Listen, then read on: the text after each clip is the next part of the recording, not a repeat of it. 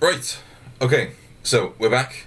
This is going to be part 2 of the creating your first integration video bits. I split them into 2 because of, the first one was getting a little long and I didn't want to keep it all in one thing, and I was also sort of losing my mind a little bit with running out of things to say. I was losing my words a bit, so thought I'd split it up into two videos, extend the viewing experience for a little bit. So last time we finished with the trigger, setting up the trigger. We did the set up a connection for a REST service in our Hello World application. So now the next thing that we're going to do is go over here to our Actions tab, and we want to put in a message logger so we can track the activity stream and the diagnostics and that. So we're going to smack that in between the original trigger connection and the mapper in this little plus thing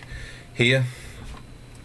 So that's now set up the we're creating the logger now. So we're going to just call this one log message to start with. Don't need to do a description if you don't want to. We're gonna go ahead and click create on that. We want it to always trace things for this one in particular, and then we want to specify a logger message as well, which is going to show what should be displayed in the activity stream when it actually gets run through. So we're going to click on this. It brings up this menu, and we're just going to drag this message thing over here with this element arrow over here, which will put this bit of code in this expression at the top. And if we click the refresh thing there, it'll just show that message has been retrieved. So that we're going to find that later in the data mapper, but for now we can just click validate to make sure that that works. We see expression is valid, ready to use, and we can go ahead and close that, and we can close this one as well. So now we should see that the logger, the message logger, has been added to our integration right here. So that's an important part of it, so that we know how the integration is running and keeping track of diagnostics and things like that. So the next thing we want to do is go into the mapper. Now I think I'm going to put this video after the mapper tutorial that I've got planned for. So I'm hoping that this is familiar to you. If not, maybe it's an idea to go watch the mapper video first before this one. But just to quickly go over what the data mapper is, it's a display which enables you to map the source data structure to the target data structure. So we've got our two connections here. We've got our source, our trigger one over here, and then our invoke or our target one over here. And this button, this recommend button, is really good, by the way. If you press that, it should just transfer all the messages and all the data points over automatically, but I'm going to show you how to do it properly for now. So what we want to do is drag the message element from the source area. This is our source connection, and then make a green line and drag it over to the one on the other side of the target, and then that links the two messages and the two connections together. As simple as that. So we're going to click validate to see if that works, and after a little bit of loading, it'll come up mapping is valid and ready to use. So we're going to go ahead and close that. So now the messages are linked together from endpoint to endpoint, and we should be able to track it a little bit easier. So now we are going to go over to this little icon over here, and then click on the tracking menu, which will bring up this text box selection here, which is going to be to do with our business identifiers, right? They enable us to they enable runtime tracking of messages. Jesus, I just bit my tongue. Oh god, that's awful. Alright, we soldier on. So, yeah, business identifiers enable the runtime tracking of messages. So this is also a very important thing to do.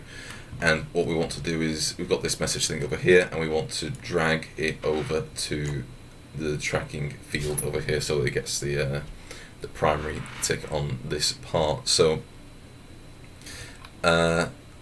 that's all we need to do for that bit, and we click save, and that is our completed integration for now. So as we can see here, we have the REST adapter, which is configured as the trigger connection to invoke the integration, so we can invoke it through a REST service, a logging message to log the activity stream, and have a browser response sent to us with the message, and then the mapper is now configured to map the source and data structures together. So that is the design now complete. So we're going to go ahead and save that, and I will end this video here, because this is how to make the integration. Now on the next one, just give me a bit of a minute to catch my thoughts a bit, is going to be the activate and run section. Actually, I could probably show you that now. Actually,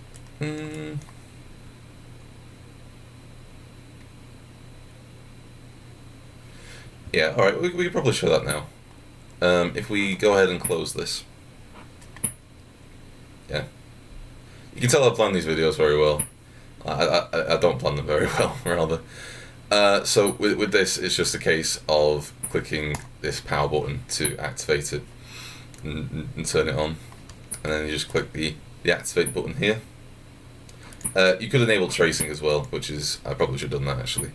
But here you go. You have the endpoint URL, so you would click on this to trigger the integration, and then it comes up with our message, our sample response, and then we have a bunch of things that we can do with that. So we view the response sample here, and that's just our message there, right? So I believe that's everything I wanted to show you for now, as regards to making your first integration. So I hope that has cleared things up. Maybe it hasn't. Maybe you're still really confused. I'll tell you what I'll do. I'll leave a couple of links in the description to better tutorials for running integrations, because this one might have left you a bit confused. I know I'm still confused by it, but I hope that you're having a nice day. At least it's alright here. You know, it's raining a bit cold for May. You know, it's May. Christ. Yeah. Alright, I'll see you in the next one. Take care.